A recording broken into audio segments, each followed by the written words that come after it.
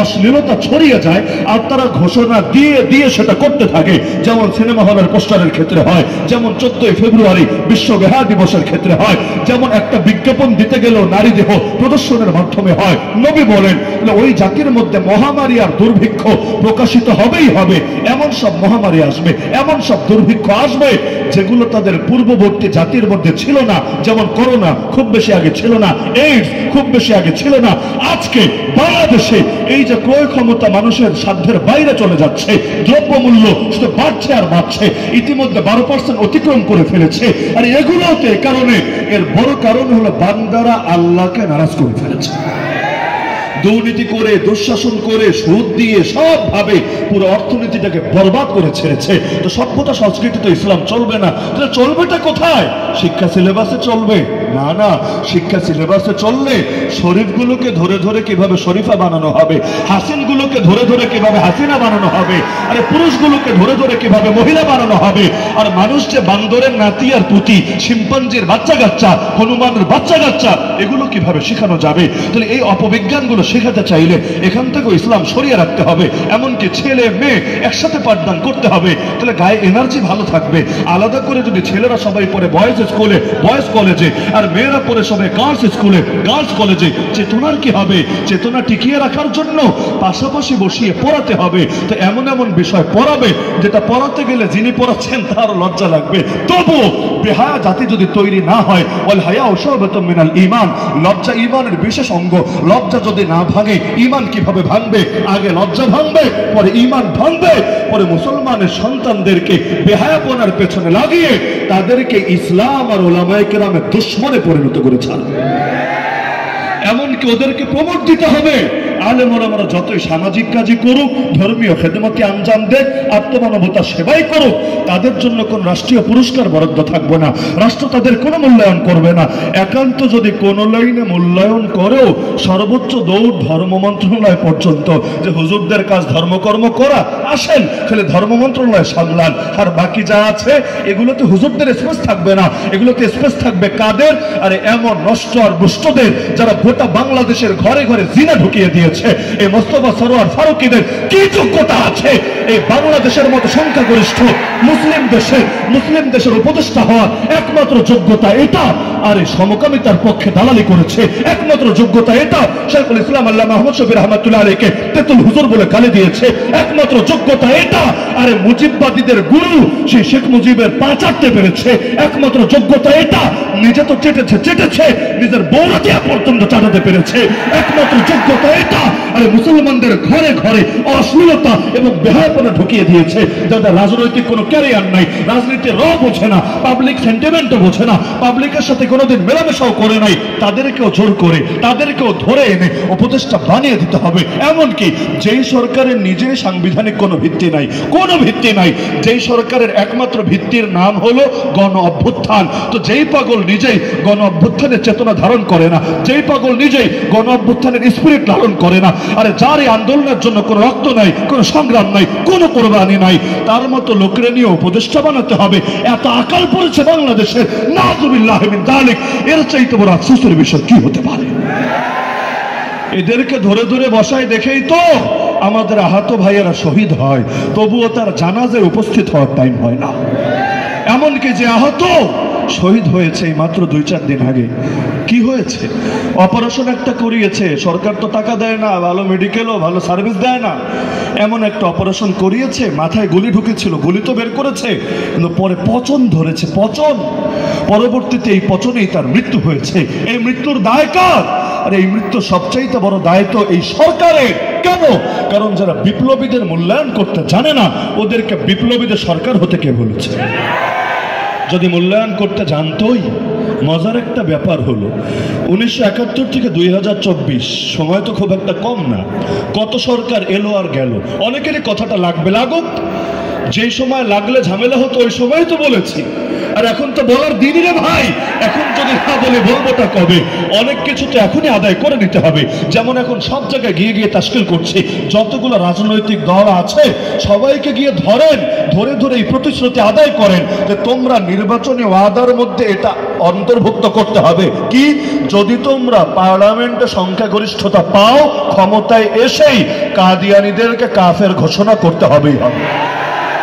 যে থাকবে আল্লাহর নবীর পক্ষে আর কাদিয়ানীদের বিপক্ষে, এই দেশের মাটি আর মানুষ থাকবে তার পক্ষে। আর যদি ক্ষমতায় যাওয়ার আগেই এতটুকু আশ্বাস দিতে না পারো যে কাদিয়ানীদের কাফের ঘোষণা করবা না, বরং আগের মতো তোমরাও তাদেরকে মুসলমান বলে চালাবা, হজ উমরার ভিসা নিয়ে চলে যাবে মক্কা মদিনায়, আরে মুসলিম মেয়েদেরকে বিয়ে করবে, নিজের এই পরিচয়ের এই 2 নম্বরই সুযোগকে কেন্দ্র করে মুসলমান না জেনে তার সালাম দিবে, তার জানাজায় শরীক হবে, মুসলমানের কবরস্থানে দাফন করবে, এমন যদি হয় ছোট এখান থেকে যে কাদিয়ানের দালালি করে তলে তলে এই দেশের মানুষ পায় না তার পক্ষে ভোট নিয়ে দাঁড়াতে।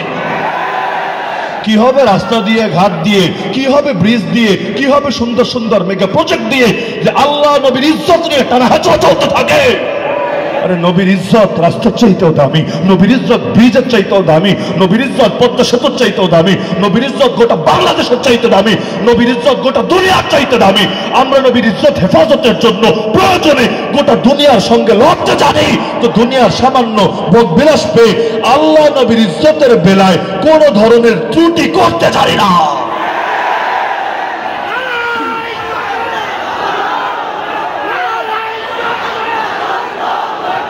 1971 থেকে কত সরকার এলো আর গেল, আমার তো এটাই বুঝে ধরে না। যদি আগে বলেছ অনেকে কষ্ট পাবেন, এটা বুঝে ধরে না বেশ্যাখানার মধ্যে সবাই মিলে কি এমন মধু খুঁজে পেল। বলবেন বেশ্যাখানার কি মধু আবার? এই যে 2024 শেষ হচ্ছে স্বাধীনতা 53 বছর, আজও পর্যন্ত কোন সরকার সরকারি উদ্যোগে পতিতালয় বন্ধ করার উদ্যোগ নিয়েছে? হ্যাঁ, একবার সাময়িক বন্ধ হয়েছে, কবে? করোনার সময়। তো করোনার ভয়ে, আল্লাহর ভয়ে না, তো সরকার এজন্য বন্ধ করে নাই এখানে গেলে পাপ হবে, আল্লাহর গজব পড়বে, আর গজব পড়লে গোটা জাতি বরবাদ হতে পারে, এজন্য না। কি এমন মধু আছে পতিতালয়ের ভেতরে যার জন্য কোন সরকারই এটা বন্ধ করতে রাজি হয় না? অথচ পতিতালয়ের পক্ষে পুরো দেশের কয় % জনগণ পাওয়া যাবে? এত এত গণতন্ত্র গণতন্ত্র গণতন্ত্র, এই যে এই শব্দটা আল্লাহর নামের চাইতে বেশি জিকির করে। আরে গণতন্ত্র মানে তো জনগণের শাসন, গণ মানে জনগণ, তন্ত্র মানে শাসন, গণতন্ত্র মানে জনগণের শাসন। জনগণ কে? জনগণ আমি, জনগণ আপনি, জনগণ আজকের এই জনসমুদ্রে থাকা প্রতিটা নাগরিক। এই জনগণ পুরো বাংলাদেশ তন্ন তন্ন করে খুঁজে দেখুক, দেখবে 18 কোটির মধ্যে 18 লাখ এমন পাবে না যারা পতিতালয়ের পক্ষে মত দেবে। যদি মত নাই দেয়, এটার পক্ষে যদি লোক নাই থাকে, তাহলে খুলে রেখেছে কোন দুঃখে? সকল ক্ষমতার মালিক জনগণ। সংবিধান এই 72-এর লেখা মুজিবের সংবিধান আমাদেরকে শিখিয়েছে সকল ক্ষমতার মালিক জনগণ। তা ক্ষমতার মালিক যদি জনগণই হয়, তর্কের খাতিরে মানি, ইমান কুফুরের প্রশ্ন নাই টানলাম, তর্কের খাতিরে যদি মানি, এই জনগণ তো পতিতালয়ে চায় না রে পাগলা। জনগণ চায় নবীর পরে নবীরাই সংসদে চায়। জনগণ যেটা চায় সেটা দেও না, যেটা চায় না সেটা দিয়ে রেখেছো। জনগণ প্রতিটা জায়গায় জায়গায় সুদ ছড়িয়ে যা চায় না। আরে সুদ যে জুলুম এটা বুঝতে PhD করা লাগে না, সুদ যে জুলুম সবাই বোঝে। আরে কিসের বৈষম্য দূর করবা?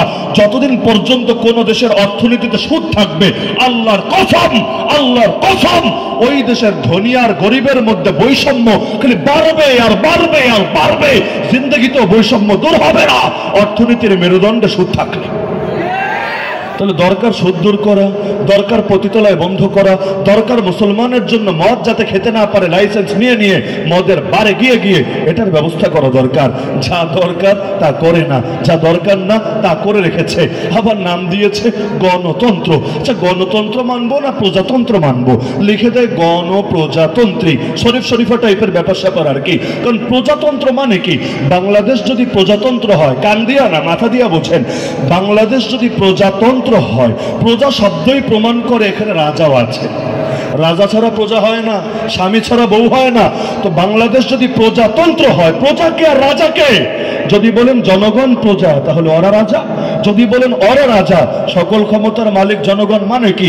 আর যদি বলেন না না হুজুর আপনারাই রাজা, ওরা প্রজা, তো ওরা যদি প্রজা হয়, আমরা জ্যামে বসে থাকি, ওরা ভিআইপি প্রোটোকল নিয়ে সুন্দর মতো জ্যাম ছাড়া রাস্তায় চলে যায়, আরে আমরা রিক্সায় চড়তে পারি না। এটার জন্য পর্যন্ত অনেক সময় পয়সা সংকট দেখা দেয়, আর তারা লক্ষণ সেনের মতো পালাবে, তখনও হেলিকপ্টার ব্যবহার করতে হয়, তাও নিজের পকেটের টাকা দিয়া না, জনগণের টাকা দিয়া। ওই সময় এদেরকে এত ফুর্তি করতে হয়, ওরা মেডিকেল চেকআপের জন্য সিঙ্গাপুর চলে যায়, আর আমরা ময়মনসিংহ মেডিকেলে গিয়ে সিরিয়াল ধরি, একটা বেডও পাই না, এমনকি বারান্দায় পর্যন্ত অনেক সময় থাকার সুযোগ হয় না, মরে যায়, তারপরে ডাক্তার আসে না। তাহলে আমরা যদি রাজা হই, আমাদের প্রাণের দাম বেশি হবে ওদের প্রাণের চাইতে, আর ওদের জন্য এত নিরাপত্তার ব্যবস্থা, আমাদের জন্য কি আছে?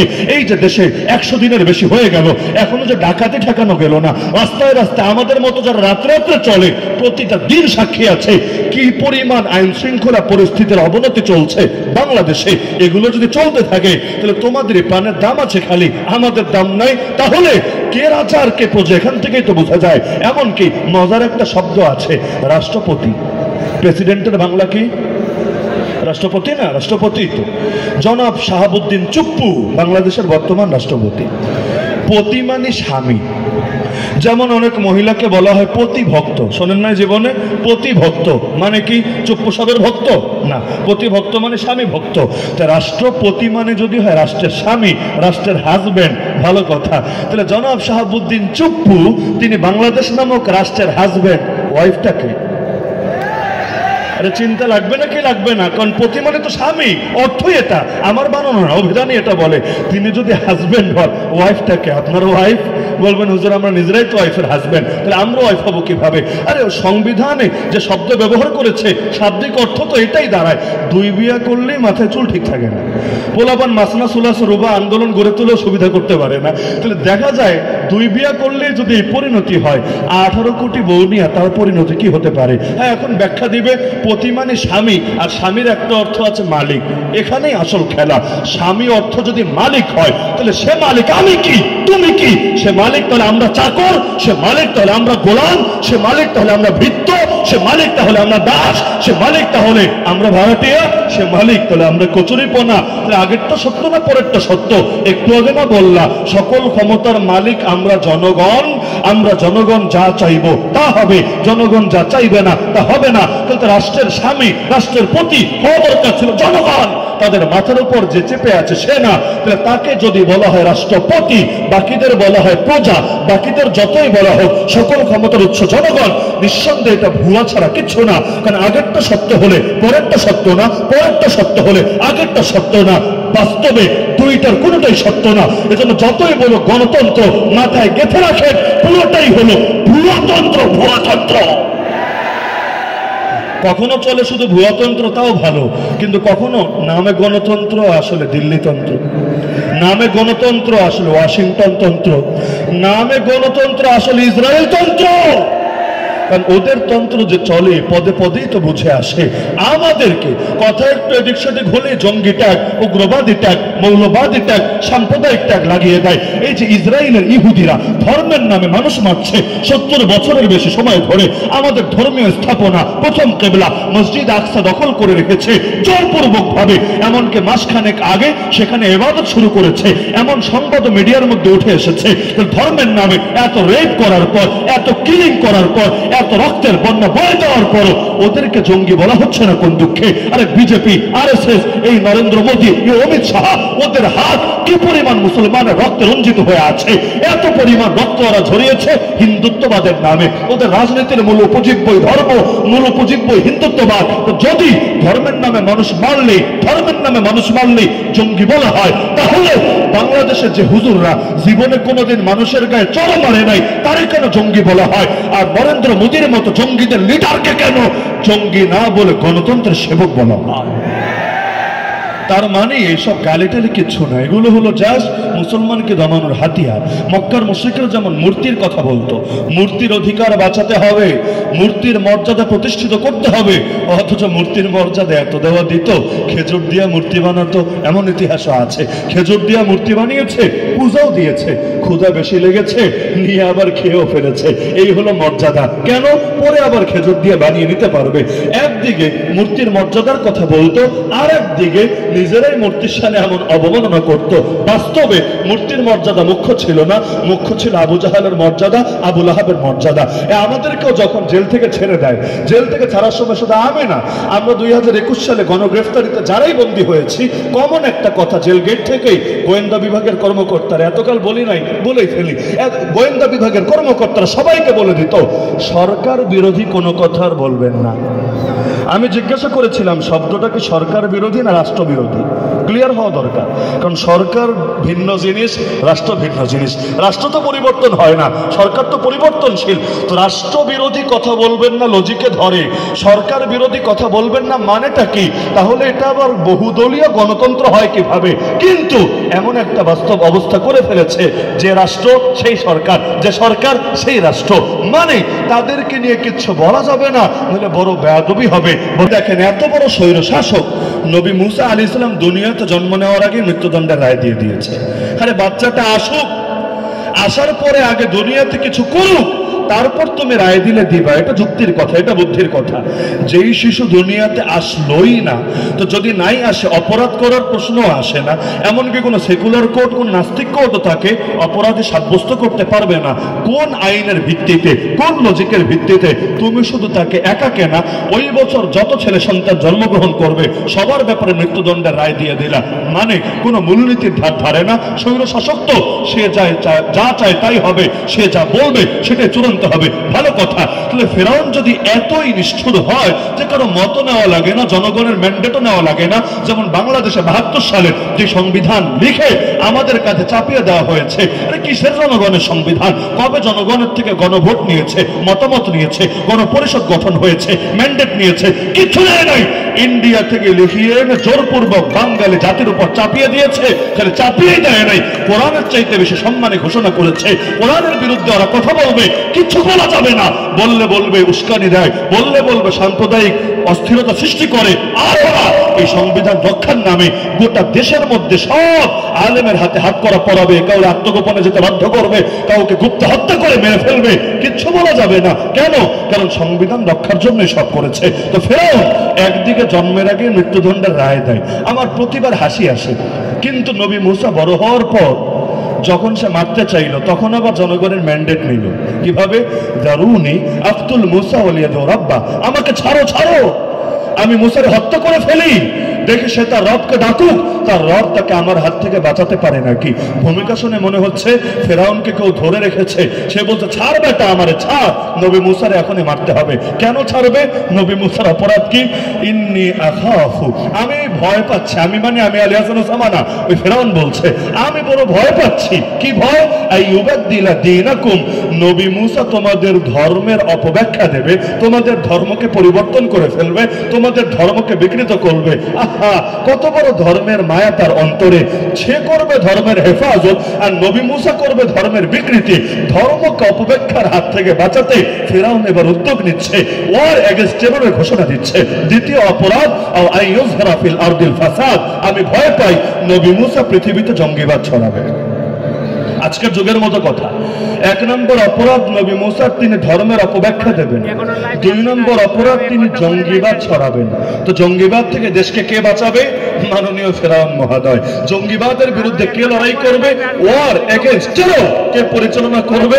মাননীয় ফেরাউন মহোদয়। মজার ব্যাপারটা এখানে, যে যুক্তি দিয়ে ওই যুগে ফেরাউন নবী মুসার রক্তকে হালাল করতে চেয়েছে, একই যুক্তি দিয়ে আজকের আমেরিকা, আজকের ইসরায়েল, আজকের দুনিয়ার তাগুত শক্তি মুসলমানদের রক্তকে হালাল করে রেখেছে। আরে ফিলিস্তিনের এই যে মুসলমান যাদেরকে 70 বছর ধরে হত্যা করা হলো, এদেরকে কোন যুক্তিটা দিয়ে হত্যা করেছে? আজকে আমেরিকা মানবাধিকারের কথা বলে, ঢাকার বুকেও তারা মানবাধিকার কমিশনের কার্যালয় খুলতে চায়। আগে ওরা বলুক তো ইরাকের যে লক্ষাধিক শিশুকে হত্যা করেছে ওদের মানবাধিকার কোথায়? আরে মাওলানা ইউসুফজাই যদি মানব হয়, তাকে নিয়ে যদি তোমরা নোবেল দিতে পারো, ডক্টর আফিয়া সিদ্দিকাও একটা মেয়ে, নারী হিসাবে তার অধিকার কোথায়? মানুষ হিসাবে তার মানবাধিকার কোথায়? এই যে আরাকানের রোহিঙ্গারা আজও ফিরে যেতে পারছে না দেশে। কাশ্মীর সমস্যা সমাধান একেবারে পানি ভাত, ইচ্ছাকৃত ভাবে সমস্যাটাকে যুগের পর যুগ ধরে জিয়ে রেখেছে। আরো সারা দুনিয়ার বুকে এই যে মুসলমানের রক্তে গোটা দুনিয়া ভেসে যাচ্ছে। ইয়ামান আর সিরিয়ার শিশুদেরকে দেখলে চোখের পানি ধরে রাখা যায় না। মালিয়ার সোমালিয়ার কালা কালা মুসলমান, এদেরকে পর্যন্ত নির্যাতন করতে ছাড়ে না। ওরা কি মানব না? ওদেরকে অধিকার থাকতে হয় না নাকি? সব অধিকার শুধু সাদা চামড়ার লোকদের থাকতে হয়? সব অধিকার শুধু নাস্তিক আর খ্রিস্টান আর ইহুদিদের থাকতে হয়? সব অধিকার শুধু তোমাদের দালালি যারা করবে, যারা পা চাটবে, তাদের শুধু থাকতে হয়? রাশিয়া ইউক্রেনে হামলা চালালে ঠিকই ইউক্রেনের পাশে দাঁড়ায়। কেন? ইউক্রেন মাজলুম। তাহলে ইসরায়েল যখন ফিলিস্তিন হামলা চালায়, তখন কেন ফিলিস্তিনের পাশে দাঁড়াস না? ফিলিস্তিনের কি মাজলুম না? আর তাদেরকে বেঁচে থাকার অধিকার নাই? তাদের রক্তের কি দাম নাই? তাদের মা বোনদের ইজ্জতের কি দাম নাই? আমাদেরকে প্রথম কেবলা ফিরে পাওয়ার কোনো অধিকার নাই? বাস্তবে ওরা কখনো মানুষের অধিকার নিয়ে কাজ করে না। ওরা কাজ করে নিজের ধান্দা নিয়ে, ওরা কাজ করে নিজের সাম্রাজ্য নিয়ে। আর এর জন্য সবচাইতে বড় চ্যালেঞ্জ মনে করে মুসলমানকে করুক গিয়ে। ওরা পক্ষে থাকলেই কি, ওরা বিপক্ষে গেলেই কি? মুসলমান শুধু আল্লাহকে ভয় করে, আল্লাহর কথা চিন্তা করে। তায়েফের ময়দানে আমার নবী যখন রক্তাক্ত, ফেরেশতা পর্যন্ত সহ্য করতে পারছে না, এসে অনুমতি চাচ্ছে। ইয়া রাসূলুল্লাহ, খালি বলেন, অনুমতি দিলে দুই পাশের পাহাড় চাপা দিয়ে সবগুলোকে ভর্তা বানিয়ে মেরে ফেলবো। নবী তখন আল্লাহকে বলছিলেন, আল্লাহ আল্লাহ ইল্লাম ইয়াকুন বিকা গাদাবুন আলাইয়া ফালা উবালি, আমার উপর যদি আপনার রাগ না থাকে, আমার কোনো কিছুতে কোনো পরোয়া নাই। কে মারলো, কে ধরলো, কে বলে দিল, কে গালি দিল, কে ফুল দিল, কে পাথর ছুড়লো, কোনো কিছুতে কোনো পরোয়া নাই। আমার তো শুধু ভয় এটা, না জানি আপনি নারাজ হয়ে যান আমার উপর। আপনি যদি রাজি থাকেন, গোটা দুনিয়া বিপক্ষে গেলেও পরোয়া নাই। এজন্য একজন মুসলমান যে আল্লাহকে রব মানে, যে রাসূলুল্লাহ সাল্লাল্লাহু আলাইহি ওয়াসাল্লামকে নিজের রোল মডেল, আইকন এবং আইডল মানে, তার দিলের কথা এটাই হয়, আরে আল্লাহ দ্বীনের পথে চলতে গিয়ে, দ্বীনের কথা বলতে গিয়ে পৃথিবীর সবাই যদি তার বিপক্ষে যায়, কিচ্ছু আসে যায় না। ওরা জঙ্গি বলবে, বলুক গিয়ে। মৌলবাদী বলবে, বলুক গিয়ে। সাম্প্রদায়িক বলবে, বলুক গিয়ে। টেররিস্ট বলবে, বলুক গিয়ে। ফান্ডামেন্টালিস্ট বলবে, বলুক গিয়ে। আল্লাহর কসম, কারো গালির ভয়, হামলার ভয়, মামলার ভয়, জেলের ভয়, জুলুমের ভয়, আয়নাঘরের ভয়, ঘুমের ভয়, গ্রেফতারের ভয়, আরে আল্লাহ তাআলা একটা বিধানও আমরা ছাড়তে রাজি না।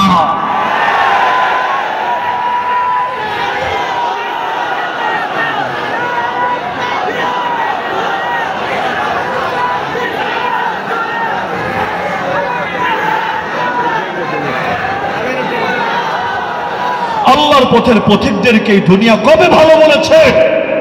আমার নবীকে গণক বলেছে, জ্যোতিষী বলেছে, জাদুঘর বলেছে, কবি বলেছে। খালি নবী বলতে পারে নাই, বাকি সব গালি দিয়ে ছেড়েছে। এই যে নবীদের সামনে এত বেয়াদবি করলো, আল্লাহর কসম, আমি যত বড় ব্যক্তি হই না কেন, আমার গাল তো নবীর গালের চাইতে বেশি দামি না। নবীর গালে চর মারা হয়েছে। আমার চেহারা নবীর চেহারার চাইতে বেশি দামি না। নবীর চেহারায় থুতু ছোড়া হয়েছে। আমার গলা নবীর গলার চাইতে বেশি দামি না।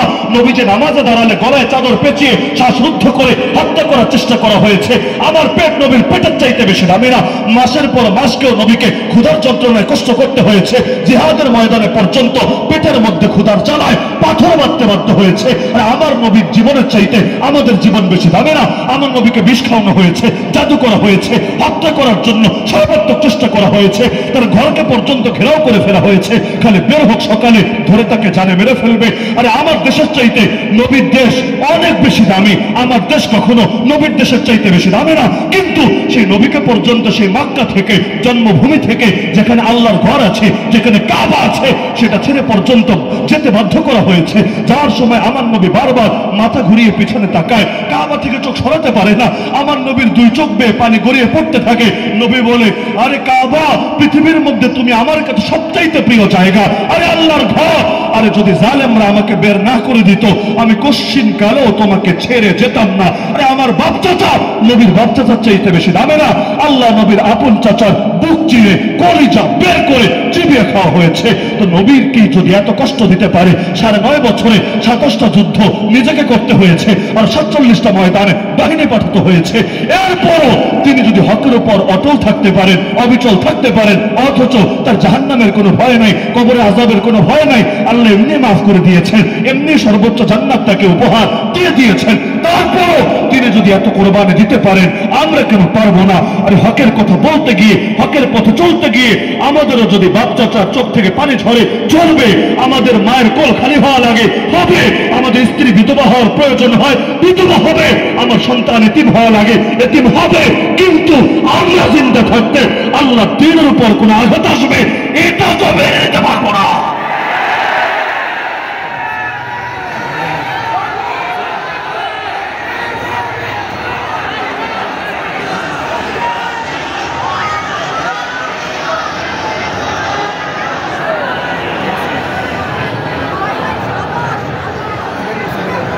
দুনিয়া আমাদেরকে দমাবে কি দিয়ে? মৃত্যুর ভয় দেখিয়ে। যেটার ভয় দেখাবে মুসলমান তো সেটার জন্য উন্মুখ হয়ে থাকে। শাহাদাত হয় মাতলুব ও মাকসুদ ও মুমিন নামা। তো বড় বিজয়, এর চাইতে বড় বিজয় কি আছে? এমন কি একটা কথা আছে, তুমি যদি কোনো মুজাহিদকে হাসাতে চাও, তাকে মৃত্যুর ভয় দেখাও, হেসে ফেলবে। আর তুমি যদি তাকে কাঁদাতে চাও, মাজলুম জনপদের গল্প শোনাও, সে কেঁদে ফেলবে। জিহাদকে মুসলমান ভয় করেছিল কবে? শাহাদাতের কারণে, শাহাদাতের ভয়ে আতঙ্কিত হয়ে ময়দান ছেড়েছিল কবে? আরে এই জাতি তো সেই জাতি যারা দুনিয়ার মধ্যে বসে পর্যন্ত উহুদ পাহাড়ের পেছন থেকে জান্নাতের ঘ্রাণ পেয়েছে। খেজুর খাবে, এতগুলো খেজুর শেষ করে ময়দানে যাবে, এত সবর কুলায় নাই, খেজুরগুলো পর্যন্ত ছুঁড়ে ফেলে ময়দানে ছুটে গিয়েছে। এক বেদুইন মরুভূমিতে থাকে, উট চড়িয়ে খায়, কি বোঝে? নতুন মুসলমান হয়েছে। খায়বারের যুদ্ধ চলাকালে আল্লাহ নবী সাল্লাল্লাহু আলাইহি ওয়াসাল্লাম যখন গনিমত ভাগ করছেন, ছিল না সেখানে। পরে যখন এসেছে, নবী বলে, এই যে সম্পদটা দেখতে পাচ্ছ, তোমার ভাগের সম্পদ তুমি নিয়ে যাও। সে হেসে বলছে, আরে ইয়া রাসূলুল্লাহ, কি বলছেন আপনি এটা? আমি কি মালের জন্য জিহাদে নেমেছি? আমি কি মালের জন্য যুদ্ধের ময়দানে এসেছি? নবী বললেন, কি জন্য এসেছো? মালের জন্য তো কেউ আসে নাই, তোমাকে দেওয়া হচ্ছে, তাও নিবা না, তো কি জন্য এসেছো? বলল, ইয়া রাসূলুল্লাহ, এই যে আমার গলা ঠিক এই জায়গাটা না, এই জায়গায় জালেমের একটা তীর এসে ঢুকবে, আমি ছটফট করতে করতে শহীদ হব। আমি তো এই জন্য এসেছি, কিয়ামতের দিন আল্লাহ আমাকে ওসিলায় মাফ করে দিবে। আল্লাহ রাসূল সাল্লাল্লাহু আলাইহি ওয়াসাল্লাম তার সামনে যখন এই কথা বলল, এর কিছুক্ষণ পরে আবার যুদ্ধ শুরু হলো। আল্লাহর বান্দা যুদ্ধে বেরিয়ে গেল। যুদ্ধ শেষে লাশ যখন সব একত্র করা হলো, দেখা গেল সে গলা ঠিক যেই জায়গা দেখিয়েছিল, এই জায়গা বরাবর তীর একটা ঢুকেই শহীদ হয়ে গিয়েছিল। আল্লাহ নবী বললেন, আরে আল্লাহর এই বান্দা মুহাজির হয়ে রাস্তায় বের হয়েছিল, শহীদ হয়ে ফিরে আসলো, এবং তার জন্য জান্নাত অপরিহার্য হয়ে গেল। দুধের বাচ্চারা পর্যন্ত এগিয়ে দিয়েছে শহীদ বানানোর জন্য। ইয়া রাসূলুল্লাহ, নিয়ে যান না। জালেমের তীর যখন আসবে, বর্ষা যখন আসবে, জালেমের তীর বর্ষা আমার বাচ্চার বুকের উপর দিয়ে বয়ে যাবে, অন্তত আমার বাচ্চার জানের বিনিময় হলেও আপনার জান তো হেফাজতে থাকবে। তো আলোচনা দীর্ঘ করব না, আরো যেহেতু ওলামায়ে কেরাম বাকি আছেন, আমি মূল বার্তাটা আজকে এটা দিতে চাচ্ছি। জাহেলিয়াত কখনোই ইসলামের বিজয় মানবে না, মানার কথা না। কেন? আলো জ্বললে অন্ধকার থাকবে না, থাকতে পারবে না। আরে ভাইরাসের জন্য সবচাইতে বড় দুশমন অ্যান্টিভাইরাস। কারণ অ্যান্টিভাইরাস যদি ডিভাইসে থাকে, সে তো ভেতরে ঢুকতে পারবে না। আরে সীমান্তে যদি বর্ডার গার্ড থাকে, তাহলে সে তো এরিয়ার ভেতরে প্রবেশ করতে পারবে না। এজন্য ওরা চায় অ্যান্টিভাইরাস সরে যাক, ওরা চায় বর্ডার গুলো সীমান্ত প্রহরী মুক্ত হয়ে যাক। এজন্যই ওরা নামাজ নিয়ে বেশি কথা বলে না, রোজা নিয়ে বেশি আপত্তি করে না, হজ নিয়ে, যাকাত নিয়ে বেশি ফোবিয়া ছড়ায় না। তাওহীদ আর জিহাদ এ দুটো সহ্য করতে পারে না। কেন? ওরা জানে এগুলো অ্যান্টিভাইরাস, যতদিন থাকবে ততদিন পর্যন্ত ওরা কিছুতেই সফল হতে পারবে না। সুতরাং পৃথিবীর জালেমরা চাইবেই আমাদেরকে জিহাদ থেকে সরিয়ে দিতে, দিন কায়েমের পথ থেকে সরিয়ে দিতে। তো জান চলে গেলেও এই পথ কিছুতেই ছাড়া যাবে না। সংবিধান আগেরটা নাকি বাতিল করবে, নতুন লিখবে, লেখুক, কোনো আপত্তি নাই।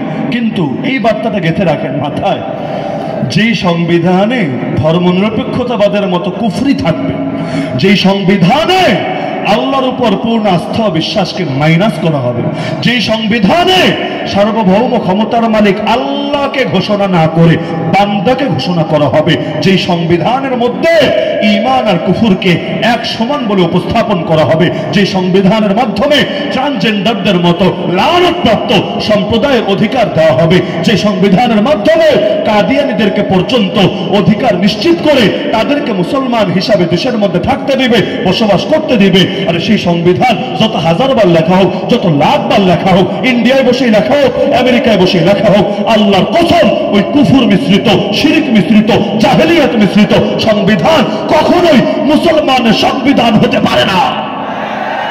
মুসলমান বিপ্লবে বিশ্বাসী। বিপ্লব মানে কি? শুধু নেতার পরিবর্তনের নাম বিপ্লব না, সিস্টেম পরিবর্তনের নাম বিপ্লব। আগেরটাকে ধরে ধুমড়ে মুচড়ে ফেলে দিয়ে নতুন আরেকটাকে বসানো, এটার নাম বিপ্লব। তো সেই যদি আগের কুফর শিরকি চলতে থাকে, শুধু একটু ঘষা মাজা করে উপস্থাপন করা হয়, এটা মুসলমানদের অন্তত খুশি হওয়ার কিছু নাই। সুতরাং জাহেলিয়ত তো চাইবেই ইসলামকে নিভিয়ে দিতে, ইসলামকে দমিয়ে দিতে। আপনারা দমে যাবেন, আপনারা নিভে যাবেন। গোটা জাতি, এই প্রজন্মের ইতিহাস লেখা হবে।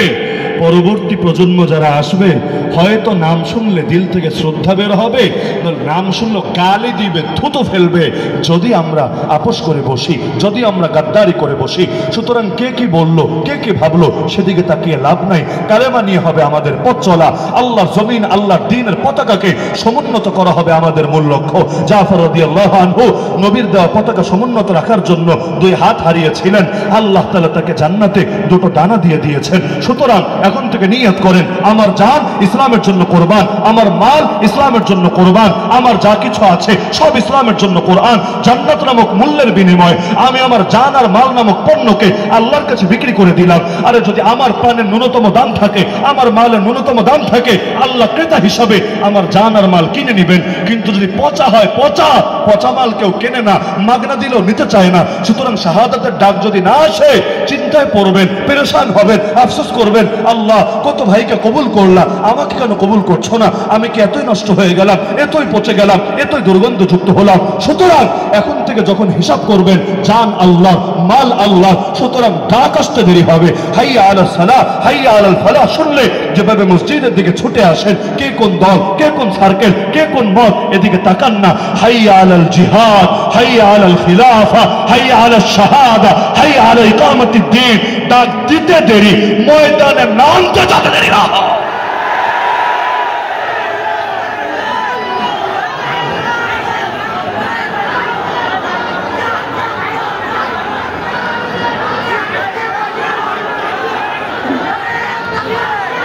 আপনাদের প্রতি আমার প্রত্যাশার দাবি একটু বেশি বটে। কেন? একটা কারণ তো আগেও বলি, আজও বলি, মোমেন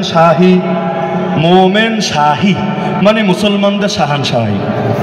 তো নামে যখন মোমেন শাহী, ময়মন সিংহ, ওটা বাদ দিয়ে যখন লিখতে শুরুই করে দিলেন মোমেন শাহী, নিয়ত করে ফেলেন এই জমিন থেকেই শুরু হবে বাংলার মুসলমানদের শাহানশাহী। আলহামদুলিল্লাহ, আমাদের হযরত যতদিন জিন্দা আছেন, আরো যে সমস্ত মুরব্বীরা এখনো আছেন, জিন্দা আছেন, গনিমত মনে করেন, গনিমত মনে করেন এবং তাদের হাতগুলোকে শক্তিশালী রাখেন। তাদের ডানে বামে সামনে পেছনে সীসাঢালা প্রাচীরের মতো মজবুত থাকেন। ইনশাআল্লাহ সুম্মা ইনশাআল্লাহ গোটা তরুণরা যদি একসঙ্গে জেগে ওঠে, তরুণরা কি পারে গোটা দেশ দেখে ফেলেছে। আর মুরব্বীরা যদি তাদের জন্য দোয়া করেন, পরামর্শ দেন, দিক নির্দেশনা দেন, ইনশাআল্লাহ এই জাতি বিজয়ী হবেই হবে। রক্ত যখন একবার দেওয়া শিখেই ফেলেছে, যতদিন শেখে নাই তো শেখে নাই, একবার যখন রক্ত দেওয়া শিখেই ফেলেছে, একবার যখন জালেমের বিরুদ্ধে লড়াই করতে অভ্যস্ত হয়ে গেছে, ইনশাআল্লাহ নতুন কোন জালেম এসে আর পারবে না আমাদের মাথাগুলোকে নিচু করতে, আর পারবে না আমাদেরকে দমিয়ে দিতে। এই কল্লা প্রয়োজনে কাটা যাবে ওদের হাতে, কল্লা ইনশাআল্লাহ নত হবে না কোন বাতিল বা তাগুতের সামনে।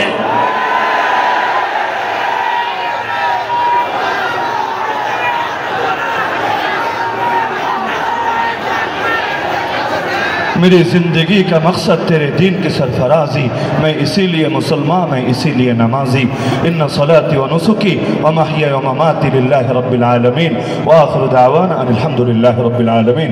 अस्सलामु अलैकुम व रहमतुल्लाहि व बरकातुहू।